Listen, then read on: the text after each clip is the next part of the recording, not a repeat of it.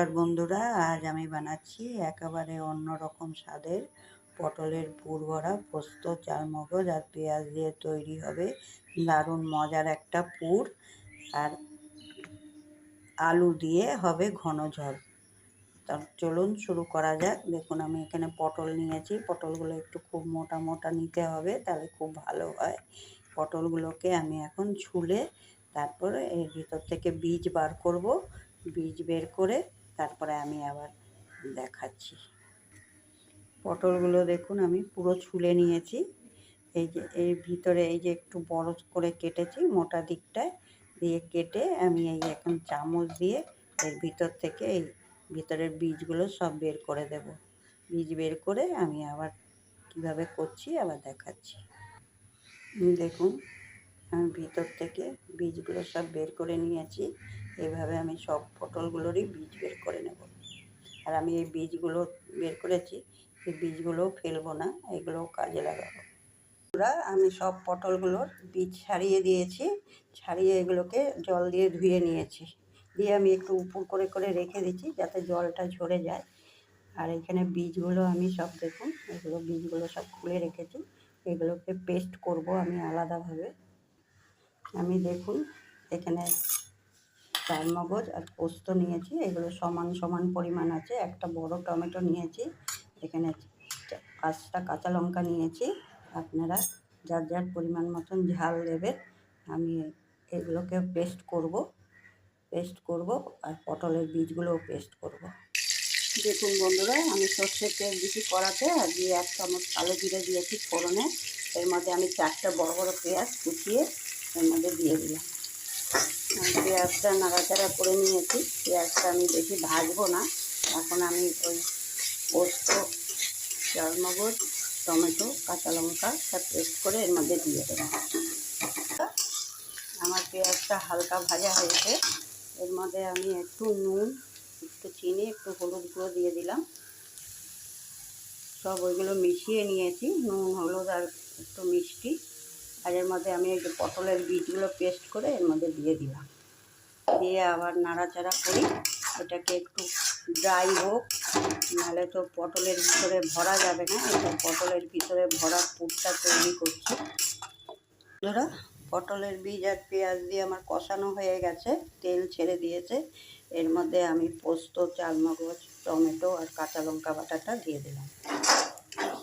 এগুলো দেওয়ার পরে আমি আবার এটা একটু আবার কষাবো। কষিয়ে তারপর ঠান্ডা হলে ওই পটলের মধ্যে ভরবো।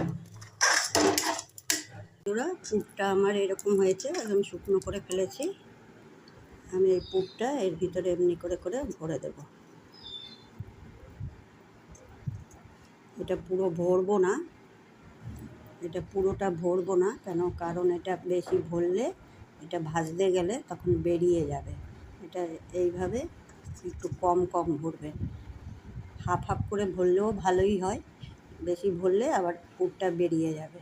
আমি এইভাবে ভরি, তারপরে আমি আবার দেখাচ্ছি। আমি সব পটলের ভিতরে পুর ভরে নিয়েছি। ফ্রাই প্যানে আমি সর্ষের তেল দিয়ে এর মধ্যে একটু নুন আর একটু হলুদ দিয়েছি। দিয়ে এখন এই পটলগুলোকে ভাজবো।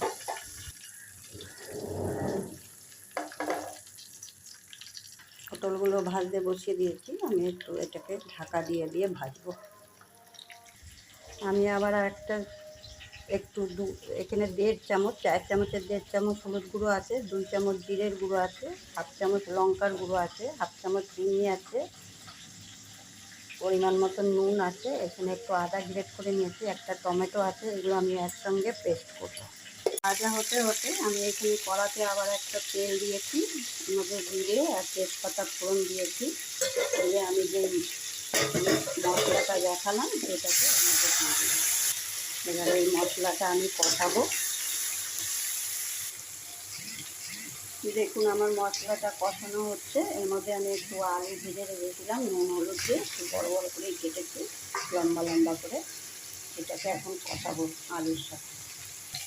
দেখুন বন্ধুরা, আলু দিয়ে মশলা দিয়ে কষানো হয়ে গেছে। এর মধ্যে আমি একটু মিষ্টি ধোয়া জল দিয়ে দিলাম। এই পটলগুলোকেও দেখুন ভেজে তুলেছি, একবার আবার দিয়েছি। ফুটে এসেছে, এর মধ্যে আমি এখন পটলগুলো সব দিয়ে দেবো। পটলগুলো দেওয়ার পরেও আমার সব ফুটে গেছে, আর এটা সব কুক হয়ে গেছে, সব সেদ্ধ হয়ে গেছে। এর মধ্যে আমি একটু গরম মশলা গুঁড়ো দিলাম আর একটু ঘি দিয়ে দিলাম 2 চামচ। এইটা আমার কমপ্লিট হয়ে গেল। বন্ধুরা, কি সুন্দর পটলের পুর ভরা তৈরি হয়ে গেছে। গরম ভাতে, রুটিতে, দুটোর সঙ্গেই দারুণ লাগে। ভালো লাগলে ভিডিওটি লাইক করুন, শেয়ার করুন এবং আরও নতুন নতুন রেসিপির জন্য সাবস্ক্রাইব করতে ভুলবেন না।